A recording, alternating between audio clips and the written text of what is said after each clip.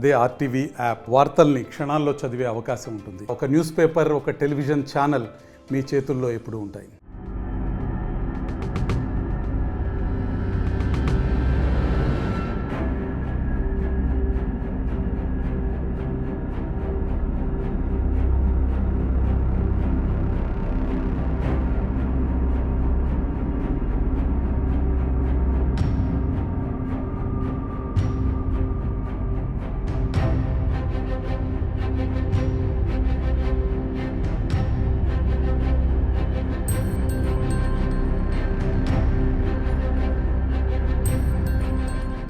పిల్లవ భర్త అయిన అర్జున్ అలా కొడుకు వెంకట్ బైక్ కావాలని ఒక 50,000 రూపాయలు అడగడంతో ఆ విషయంలో గొడవపడి వాళ్ళ ఫాదర్ను వెంకట్ కొట్టడం వలన